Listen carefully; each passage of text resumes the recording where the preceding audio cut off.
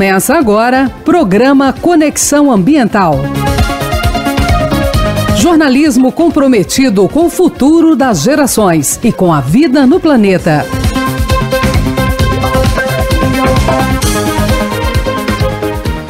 Bom dia, meus amigos da Rádio Brasil Central, bom dia Goiânia, bom dia Goiás, bom dia Brasil. Uma ótima manhã para você que sintoniza neste momento a Rádio Brasil Central pelas ondas curtas, médias e tropicais e em qualquer lugar do Brasil e do mundo. E bom dia para você que nos ouve pela internet no www.radiobrasilcentral.com.br. Sejam bem-vindos e bem-vindas a mais um programa Conexão Ambiental. Hoje, 8 de julho de 2016, esta é a nossa edição de número 52. Bom dia, meu amigo Emerson Kran. Bom dia, Ernesto Fleury.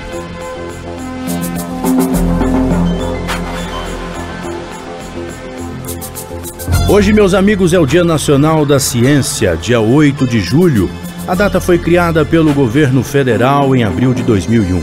A criação desta data comemorativa contribui para a ampliação da consciência do que é ciência, tecnologia e informação, tem papel estratégico no esforço de desenvolvimento do país. A história da ciência no Brasil começou eficazmente somente nas primeiras décadas do século XIX, quando a família real portuguesa chegou ao Brasil, escapando da invasão do exército de Napoleão em 1807.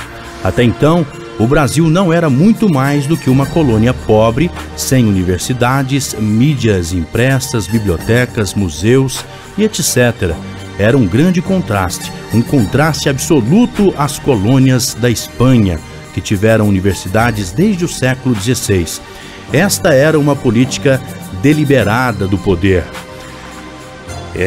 desse poder colonial português, porque temiam que apressassem classes de brasileiros educados, impulsionados pelo nacionalismo e outras aspirações para a independência política. No século XX, nos brinda com nomes como Vital Brasil, Oswaldo Cruz, Carlos Chagas, César Lattes e outros tantos nomes. No programa de hoje, homenageamos essa classe de homens e mulheres que desafiaram, muitas vezes, costumes e desenvolveram as ciências no Brasil. A ciência que tem como objetivo a construção de um mundo melhor, justo, equilibrável e sustentável.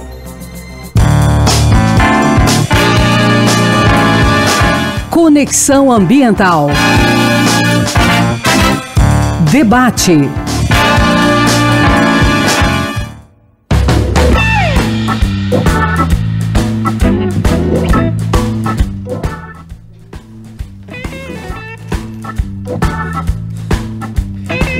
Tá certo, olha, você que quer participar aqui conosco, meu caro ouvinte da Brasil Central, olha, você pode ligar no nosso telefone 3282-8780, código de área 62, mande perguntas, mande sugestões aqui para o nosso programa.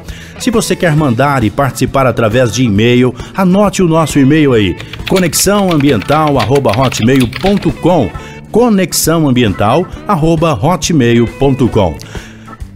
E olha só, Ernesto Fleury. Sim, meu amigo Emerson. Tudo bom, né? Que beleza, graças a Deus, viu, Cran? Pois é, Ernesto, para esse nosso programa, nós convidamos a professora Márcia Pelá. É geógrafa, pedagoga, doutora e mestra em geografia. É presidente da ONG Cultura, Cidade e Arte. Desenvolve pesquisas em temáticas voltadas à geografia urbana, né? E é integrante da SBPC Regional, que é a Sociedade Brasileira para o Progresso da Ciência, a maior instituição brasileira que congrega a ciência, né, brasileira, né, as cabeças pensantes da ciência aqui no Brasil. E nós vamos começar, né, conversando com a professora Márcia Pelá com uma polêmica, uma polêmica que aconteceu antes de ontem, durante a abertura da 68ª reunião anual da SBPC, né, que é a Sociedade Brasileira para o Progresso da Ciência, que este ano está acontecendo lá no campus da Universidade Federal do Sul da Bahia, em Porto Seguro. Olha só, gente, a presidente da SBPC, Helena Nader, né, ela no discurso de abertura do evento, com um público aí de mais de 5 mil pessoas, ela defendeu que a entidade, a SBPC, não deve se posicionar nem contra, nem a favor do presidente interino Michel Temer. Ué. Pois é, mas que precisa manter o diálogo, né? Após isso, houve uma série de críticas do público presente ao evento e uma sucessão de vaias. Helena Nader renunciou ao cargo publicamente após ser vaiada durante o evento, olha só. O ministro da Ciência e Tecnologia, Gilberto Kassab, também foi vaiado. Ele só chegou ao evento, participou da abertura e foi embora, nem andou pelo evento, né? A professora Márcia Pelá, olha só, essa fusão aí que houve entre o Ministério da Ciência, né, e Tecnologia e o Ministério das Comunicações não agradou, em parte, aí a classe científica do país. A pergunta aí, haverá prejuízos aí se for mantido essa fusão? Primeiramente, bom dia, bom Ernesto, dia, né? Bom dia, Emerson, bom dia aos ouvintes. A Márcia já é de casa. Não. Márcia. Com certeza o quadro que está se pintando, né, dessas fusões, e não só nisso, cortes de verbas para pesquisadores, cortes de bolsa, não vão vir dias bons, não. Né? Nossa ciência. Demorou, a criação do Ministério de Ciência e Tecnologia e até das próprias secretarias estaduais de Ciência e Tecnologia, das agências de fomento à pesquisa, como a FAPEG, são lutas que a SBPC e os pesquisadores há anos, né, fazem para garantir um mínimo de verba para que se haja pesquisa de qualidade e formação de doutores e mestres no país. Para se ter, só para dar um exemplo, um estudo recente que saiu agora, esse processo que teve de começar o incentivo à ciência e tecnologia, nós aumentamos 5 vezes mais nesses 20 anos o número de mestres e doutores no país. Olha só, nós demos um salto, então. Nós demos um salto, nós aumentamos 401% de 1996 até hoje, a 2016. Apesar que ainda, se nós nos compararmos com o Reino Unido, o Brasil, de 100 mil, nós temos 7,6% de doutores. E comparando com os países emergentes, ainda o número é baixo, né? Na Inglaterra, no Reino Unido, é 41%. Em relação à Índia... Nos Estados Unidos, é 20%. Né? Então, só que houve um crescimento significativo, ou seja, quando se apoia e quando tem fomento, há um interesse de crescimento de pesquisadores no país. E com essa fusão, assim, é bom que se diga para a realidade brasileira, né? Houve esse crescimento, porque o crescimento era estagnado e está dizendo que de 90 para cá houve esse crescimento. Mas assim, o Brasil estava no BRICS e em relação aos países emergentes que estão em desenvolvimento, você tem esse dado, Márcia? Não tenho esse dado preciso, não. Mas o Brasil, ele vem crescendo e com uma lógica de descentralização dos programas de pós-graduação no país, né? Então, hoje esse crescimento ele não é só numa concentração no eixo Rio-São Paulo, né?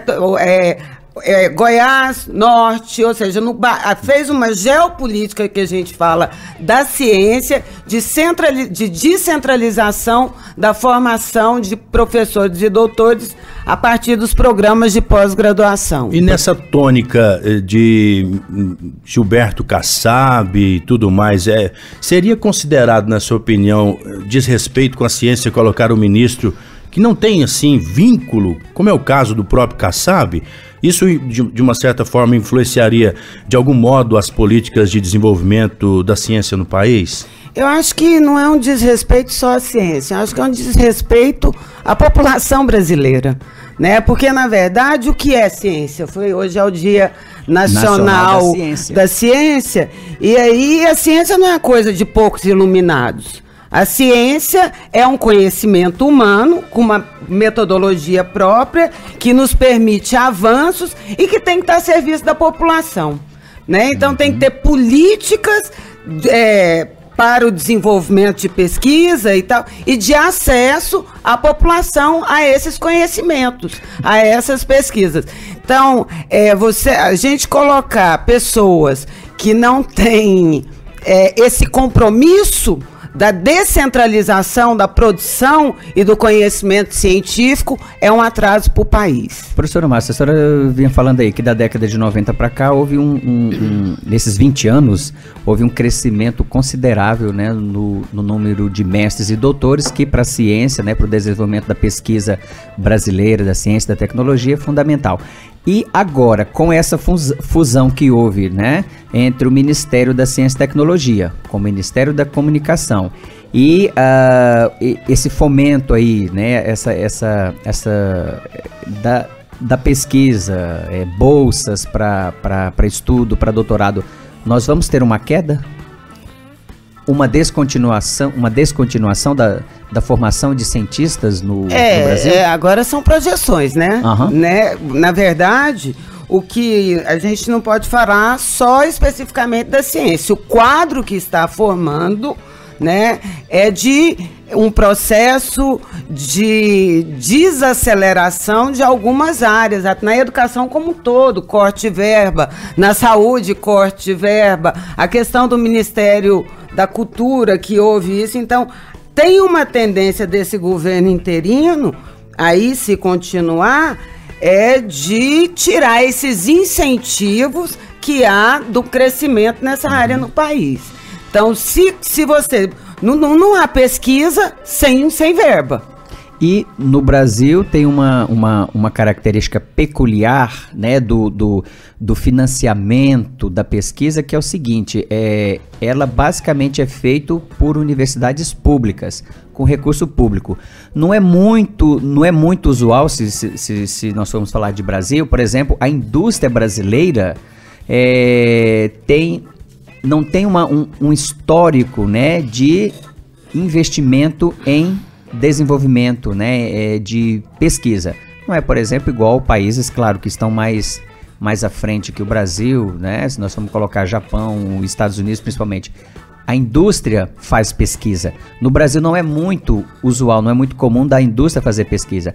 Logo, se a pesquisa está na mão do poder público, e o poder público agora passa por essa transformação aí, de fundir ministérios que deveriam trabalhar de forma separada, né, e diminui o fomento da pesquisa, então nós teremos aí, em breve, provavelmente teremos prejuízos, né, dentro de uma escala que estava ascendente, provavelmente a gente vai ter aí uma queda, e isso é muito prejudicial para um país que quer crescer, quer desenvolver. E até complementando o Emerson Kram, mesmo dentro dessa escala ascendente que o país se encontrava, ainda assim havia entraves a pesquisadores por conta de ser poucas as fontes de financiamento e dos valores a serem ofertados ser em média 1/3 daquilo que seria o ideal para o fomento daquela pesquisa, no caso, né?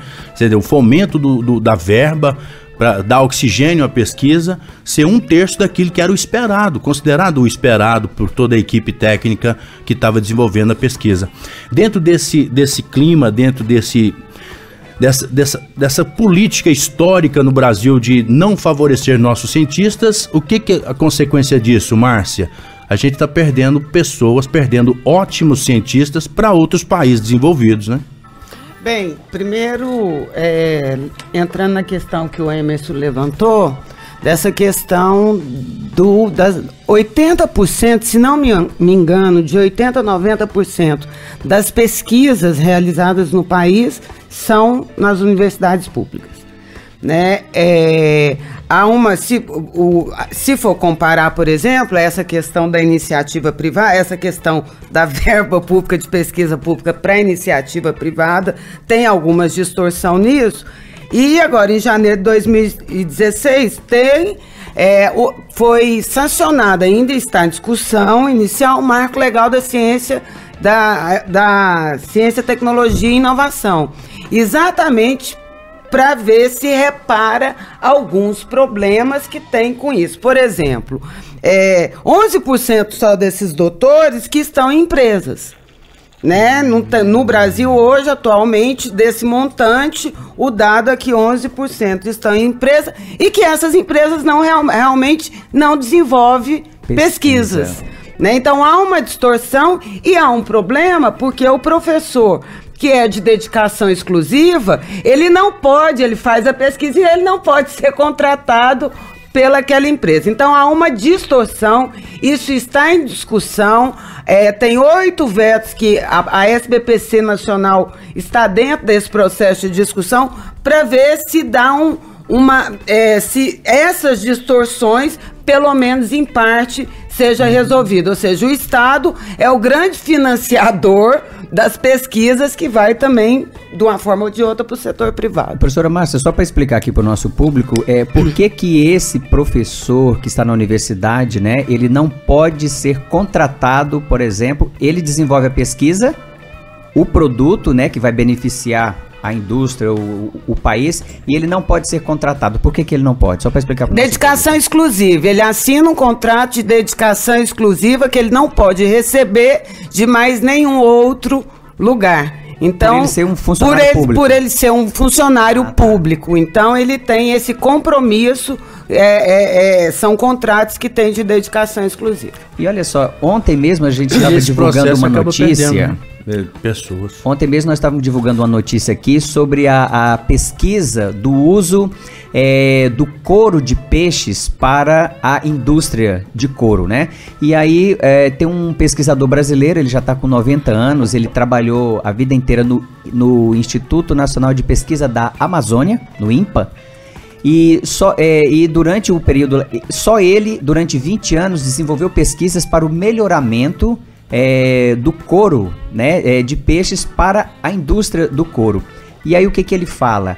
Da dificuldade de conseguir registrar o produto, né, o produto da pesquisa, que ele falou que chega a demorar 10 anos, né, esse registro, e esse problema aí que ele fala, ó, o conhecimento foi gerado, só que ele não pode, por exemplo, ir para dentro de uma indústria para tocar um projeto desse.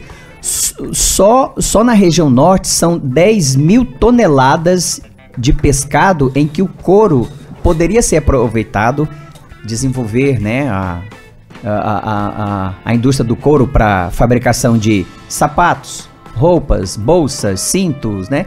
Só que é jogado fora. Gente, é jogado fora. Isso poderia estar dentro da indústria, gerando emprego, gerando divisa, gerando impostos, mas não é utilizado.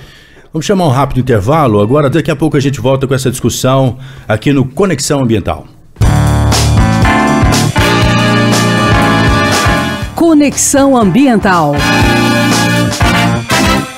Debate.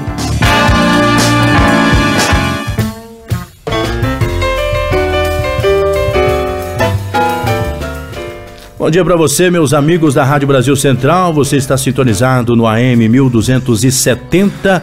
Lembrando para você que a partir da próxima sexta-feira, dia 15, olha, meu amigo, minha amiga, ó, o programa Conexão Ambiental será transmitido em cadeia com a RBC FM 90,1 de Goiânia, tá bom? Então serão 4 em 1, hein? Onda média,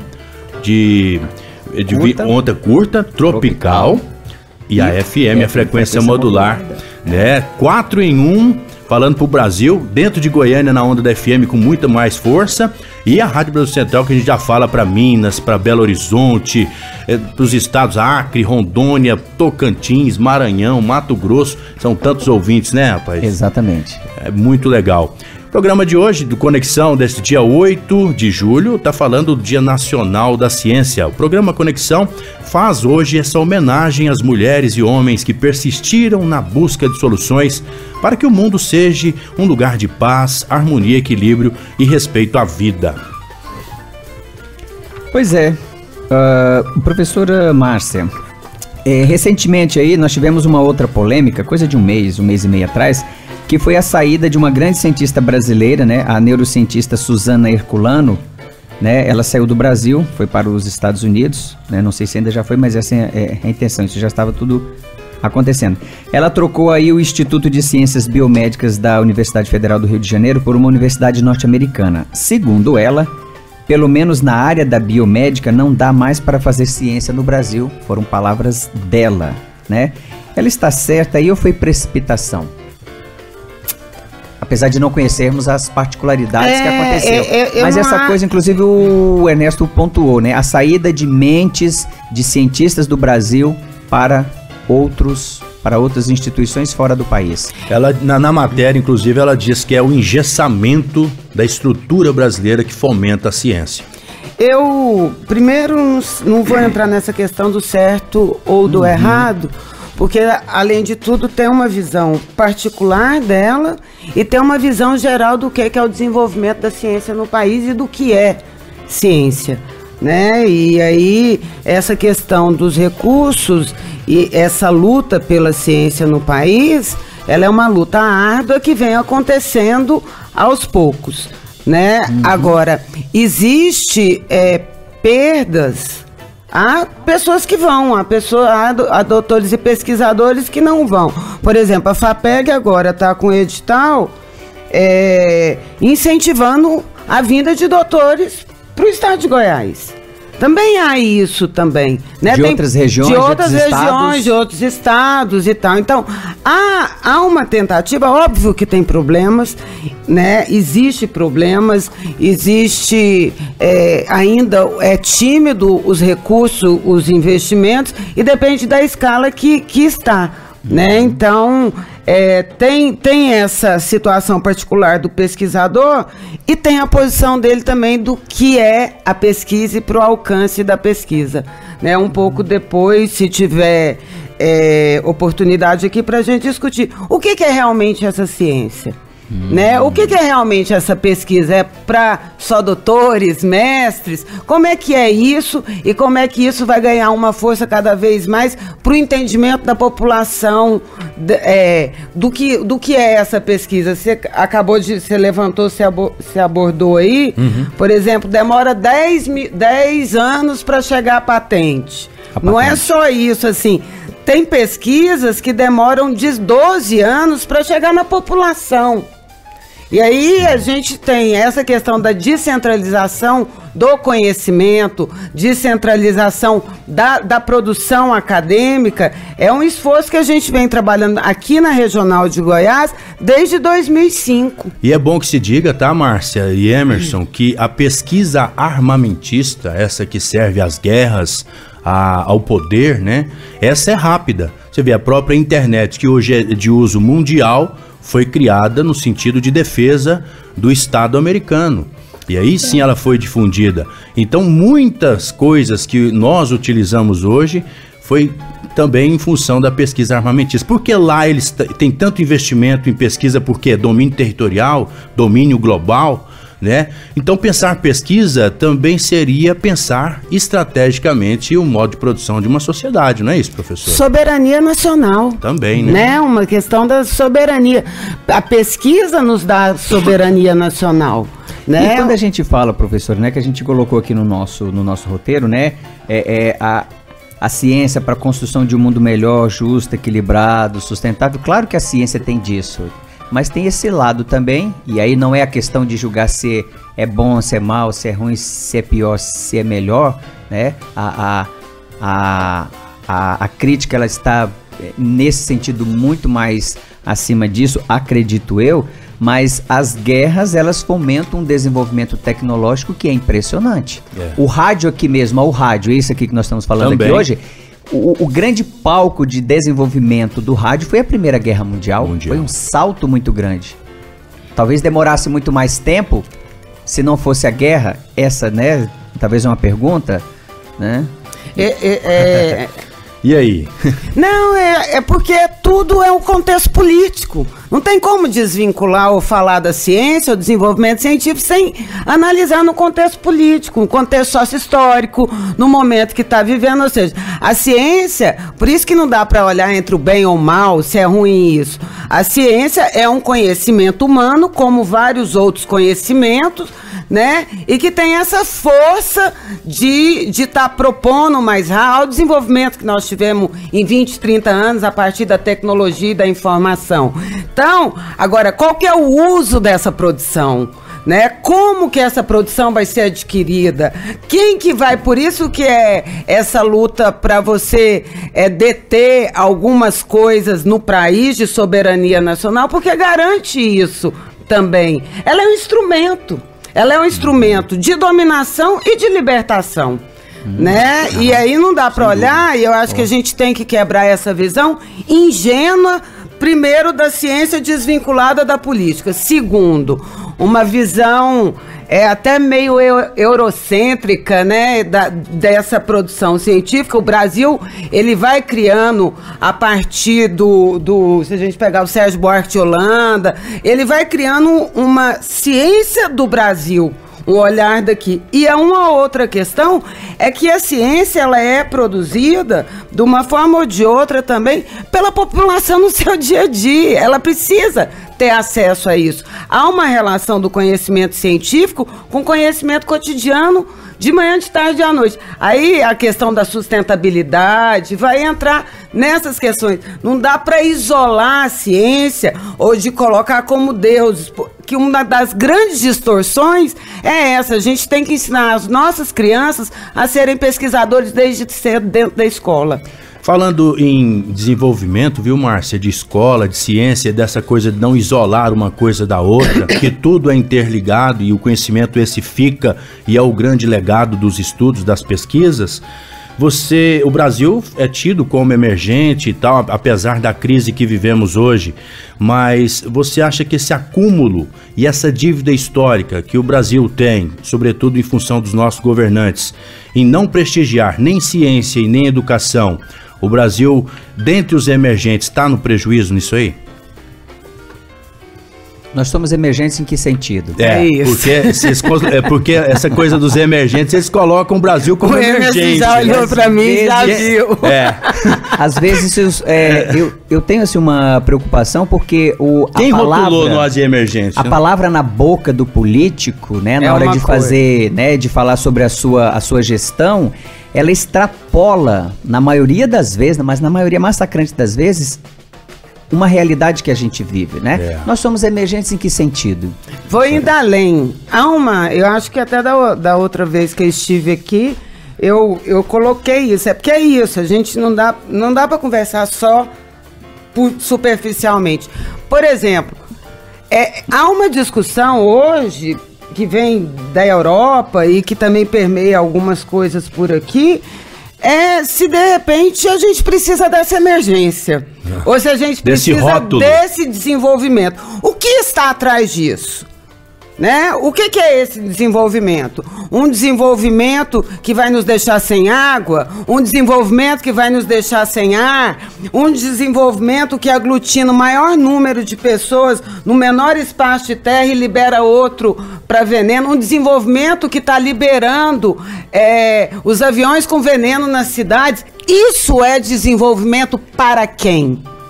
Exato. Nós precisamos fazer a pergunta para quem, por quê. Isso é para pesquisador, isso tem a ver com a ciência, a problematização, o questionamento. E não de só os doutores ou pós-doutores, da população. Ou seja, nós vamos ter...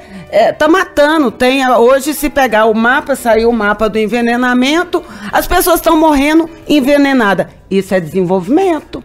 Foi a Revolução Verde que trouxe esse processo para o Brasil. Ou seja, esse desenvolvimento nos interessa? Boa pergunta. Professora Márcia. Boa pergunta, professor. Olha só. Mas trocar. Vou falar de um slogan aqui, por exemplo, Goiânia Cidade Sustentável.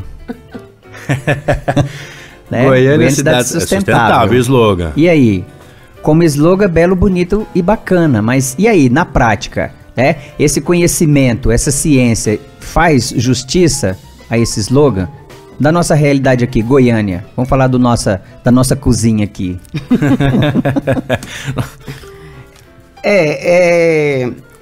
O que é sustentabilidade, né, também? Para começar, Para começar, né? Qual que é a visão? Que dia que foi? Esses dias atrás, num debate, numa discussão, No quinta ponta do nariz, no festival, a gente discutindo essa questão de arte, educação, na sociedade contemporânea e tal.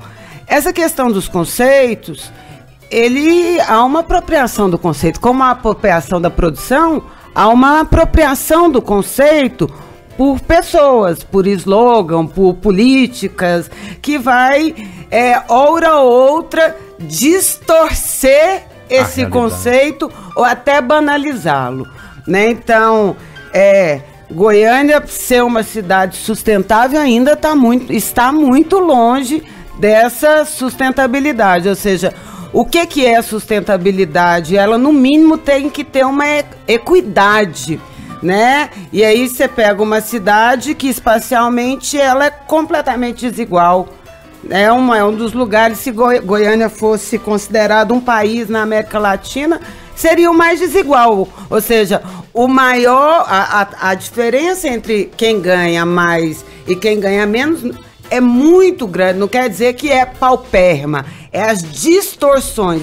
E essas distorções nós temos também quando vai pegar o imposto e distribuir na cidade, nós temos quando vai pegar áreas de preservação e vai alterar, quando pega uma praça e tira todas as árvores para botar um monumento nela, ou rasgar ela uma rua, avenida, uma rua. Então, assim, que conceito é esse de sustentabilidade? A partir do que eu penso, e eu prefiro hoje usar mais equidade. Não, eu acho que ainda nós estamos muito longe de chegar aí. E é ruim, né? Porque é um termo tão, assim, a ciência demora para conceituar, né, os termos. Eu gosto do termo sustentabilidade.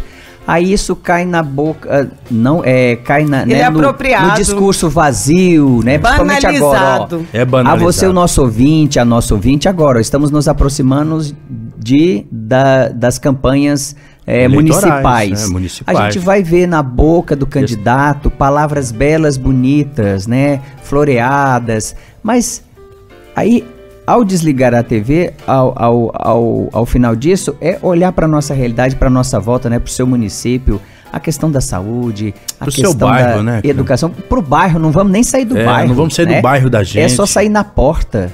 Os problemas estão aí, né? Agora mesmo, professora Márcia, vamos passar aí pela discussão, não sei se já começou na Câmara, a questão da expansão urbana, né, aqui em Goiânia. Né? Quer dizer, vai expandir mais, sendo que a gente conhece aí, os especialistas falam que como Goiânia está, dentro dos espaços vazios, dos lotes, cabe outra Goiânia. Serviço de especulação. E aí vai ampliar para quê? Ampliar é o seguinte, nós vamos pegar agora a área rural, né? Porque para Goiânia crescer como o projeto deseja, a gente vai invadir mais a área rural. E aí, né? Aí vamos colocar novamente bairros mais afastados de Goiânia, é a lógica da cidade mercadoria, né? Da valorização do... um exemplo, anda em Palmas. Palmas Tocantins, na cidade de Palmas Tocantins é isso, assim, também tem um discurso de sustentabilidade, tem tudo isso, mas o centro de Palmas, o espaço planejado é vazio. Todo comprado para especulação imobiliária, valorização, uso do dinheiro porque houve uma urbanização ali e a cidade vai crescendo lá para Taquara Alto, lá para aquelas regiões. As Arenis. Então, as velhas distorções, exatamente, essas velhas distorções é desenvolvimento para quem? Exatamente. Né? Isso é sustentável? Lotes caríssimos. Isso é sustentável. As pessoas com renda menor ficam cada vez mais afastadas dos centros e a mobilidade. Professora Márcia, só mudando, mas continuando dentro do tema aí, né, das cidades brasileiras e aqui no nosso caso também, não há como a gente analisar aí as grandes cidades brasileiras sem levar em conta aí suas regiões metropolitanas, né? Se é complicado resolver os problemas da cidade, o que dizer de uma região metropolitana? O problema não é, creio eu, de ideias, projetos, tecnologias. Qual é o problema maior? Nós temos que ver... Essa questão começa de um modelo desde a época do regime militar de concentração em polos, né, o Brasil. Então essas regiões metropolitanas, elas existem a partir de uma política territorial do país. Então há uma tendência hoje, se não me engano, nós estamos em 32 regiões metropolitanas no Brasil, da concentração da maior parte da população nessas regiões. Por exemplo, se a gente pegar dado de 2010, tem 14 cidades que foram as que mais cresceram desde o censo, do último censo, concentra 21% da população. Então, as pessoas que migram no próprio Brasil, hoje a migração é de cidade para cidade, não é tão mais do campo para a cidade, mas é de uma cidade para cidade, atrás de quê? Atrás de emprego, atrás de melhores condições de vida, atrás de usufruir o que a ciência, a tecnologia, o chamado progresso dá para todos, saúde, escola e tal. Há uma concentração das pessoas nesses lugares. E aí nós temos, se a gente mora numa região do agronegócio, é a tendência de um processo de mecanização, que é o agronegócio, ele retira as pessoas da área rural, porque você tem a máquina, tem tudo, e ela vem para a cidade. Em que condições, né? Em condições, né? Então, há todo... Isso aí, Ernesto e Emerson, faz parte de um processo das políticas territoriais do país. É verdade. Né? Então, que vai fazendo isso. Professora Márcia, a gente vai dar uma rápida pausa para o intervalo, a gente continua com essa conversa. Conexão Ambiental. Debate.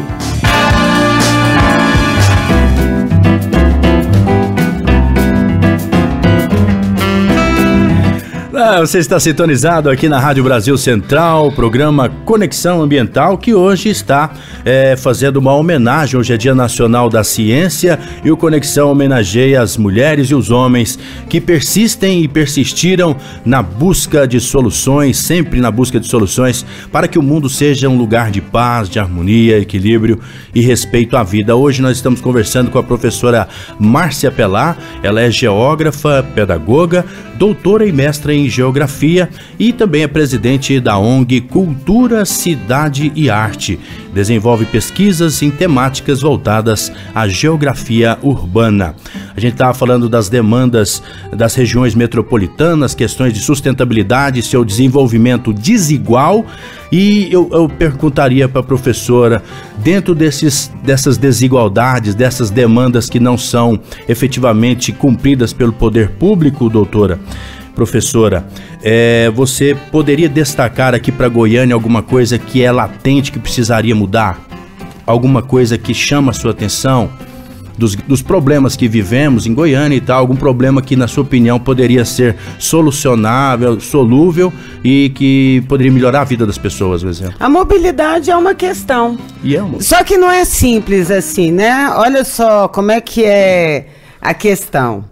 A mobilidade é uma questão, nós temos uma cultura do carro ainda, e nós temos essas distorções quando faz uma exposição urbana e joga o trabalhador cada vez mais longe, você tem mais problemas de mobilidade, né?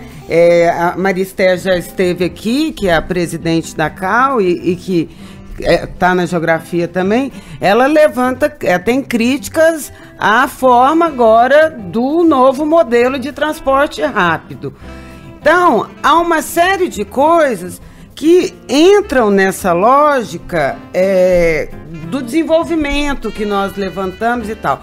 Precisa ter mobilidade? Óbvio que precisa ter mobilidade, né? Essa questão é tão urgente e ela está tão na ordem dos dias que a gente pega vários candidatos ao pleito da cidade, a discussão é a cidade.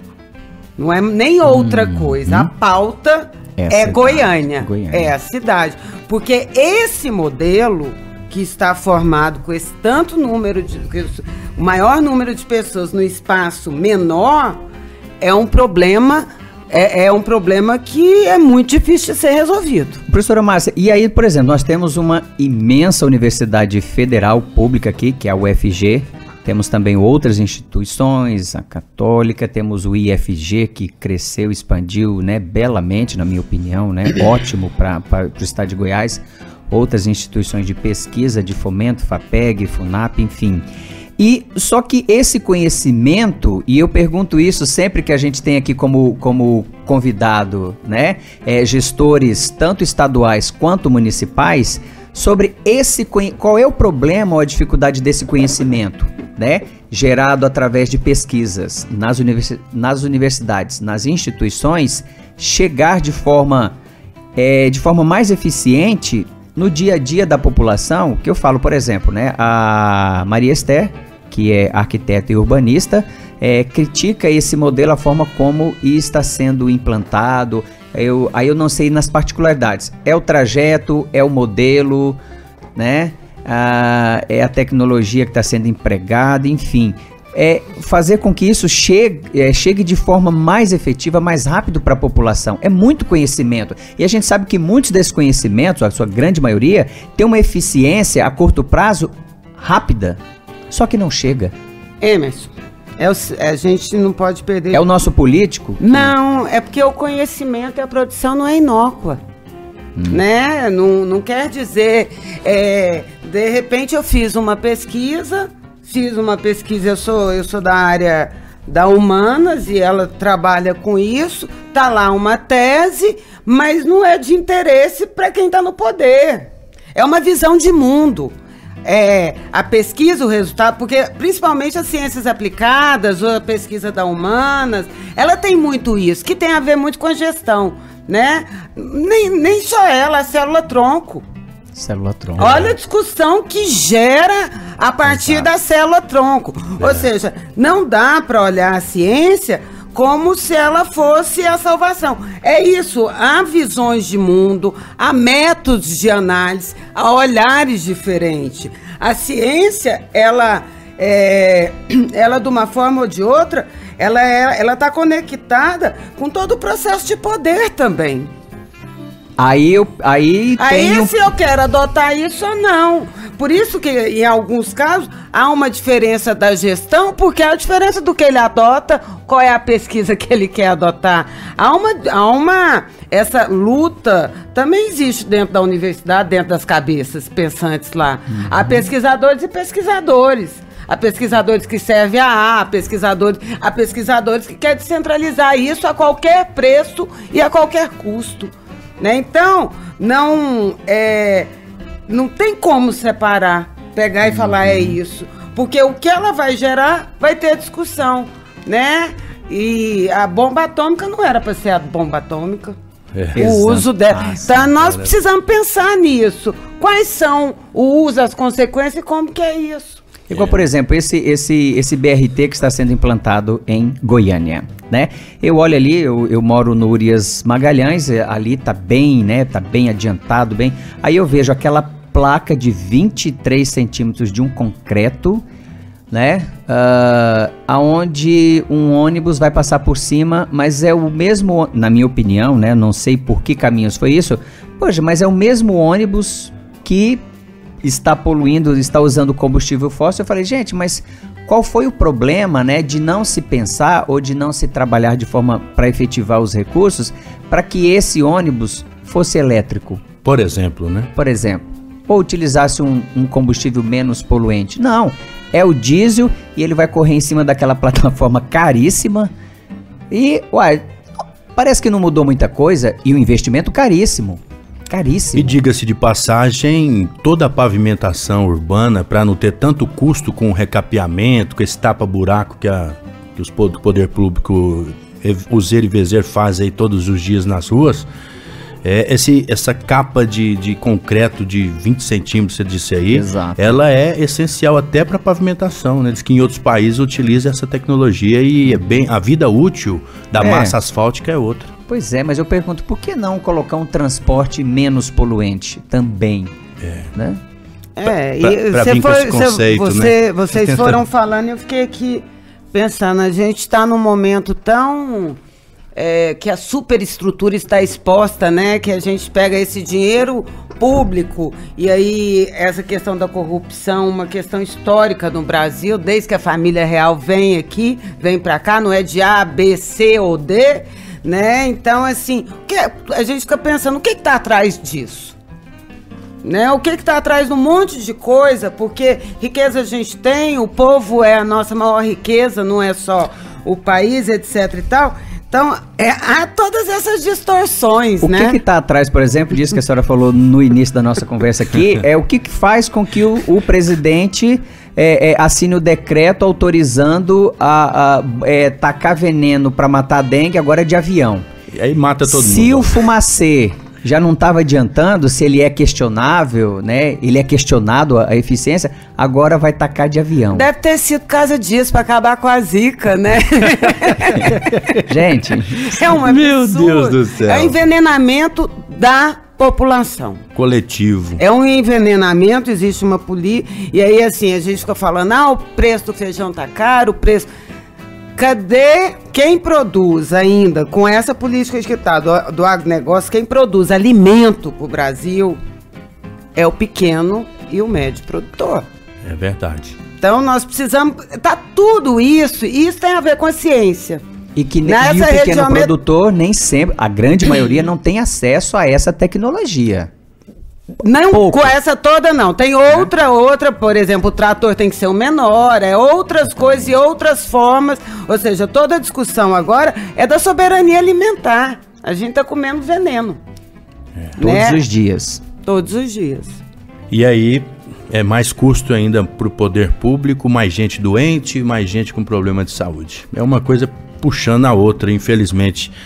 Eu quero abrir um parênteses aqui para a gente mandar um abraço lá para Campinas. Hoje a Campininha das Flores está completando 206 anos. Festa hoje o dia inteiro lá até às 6 horas da tarde. O pessoal, o público de Campinas, as pessoas de Campinas felizes. Porque Campinas não é um bairro, né, gente? Convenhamos, é uma cidade. Pois é, eu quero lembrar aqui que quando Campininha fez 200 anos, né, comemorou o seu bicentenário, sabia, Ernesto Fleury? Que esse programa Conexão Ambiental já esteve em outra rádio, né? Sim, lá de frente com a Joaquim Lúcio. Exatamente, lá em frente a Joaquim Lúcio. E olha só, nós tivemos assim o prazer, mas para mim foi um prazer imenso, fazer um programa em homenagem ao bicentenário da Campininha. Merece. Mas foi um programa belíssimo, várias pessoas participaram, foi a coisa mais linda do mundo, né? E fizemos uma análise urbanística, né? Da cidade, de 200 hoje, fazendo 206 anos, 206 né? anos. Pois é. É maravilhosa. Professor, uma última pergunta, o cientista brasileiro é bem pago? Ixi. Só pra gente finalizar aqui. Agora chamou pra briga. Ai. Olha, o cientista brasileiro, grande parte, nós vimos que eles são professores. Professores são bem pagos, né? Há uma dívida histórica aí. Meu com Deus. Essa questão tem a ver com a educação. Márcia, nosso tempo está acabando. Eu quero agradecer a sua participação e dizer que foi maravilhoso tê-la aqui e pelos seus esclarecimentos à sociedade. Esse programa de hoje fez uma grande contribuição aí para esse conceito, para essas discussões sobre os nossos cientistas. Obrigado. Muito obrigada a vocês pela oportunidade. É um prazer estar aqui. E lembrando que a partir da próxima semana, próxima sexta-feira, Conexão Ambiental, transmitida em cadeia com a RBC FM 90,1. Bacana, hein? A partir das 8, né? Das Depois do Mundo em Sua Casa. Manhã, 8 da manhã, exatamente. Das 8 às 9, em cadeia com a FM, falando aqui dentro de Goiânia, para provocar aí os nossos goianos a reflexão sobre o meio ambiente. O programa de hoje teve produção e reportagem da Minéia Gomes, mesa de áudio do Ricardo Souza, direção de estúdio de Jennifer Jacob, a supervisão é de Fernando Kozak, gerência de rádio de Jair Cardoso. A apresentação, Emerson Kran e Ernesto Fleury. E o Conexão Ambiental termina agora, mas o seu compromisso com o equilíbrio da vida continua. Vem aí o correspondente Brasil Central com José Calazans e a gente se encontra na próxima sexta, a partir das 8 horas da manhã. Até lá, tchau. Um grande abraço, gente. Tchau, tchau.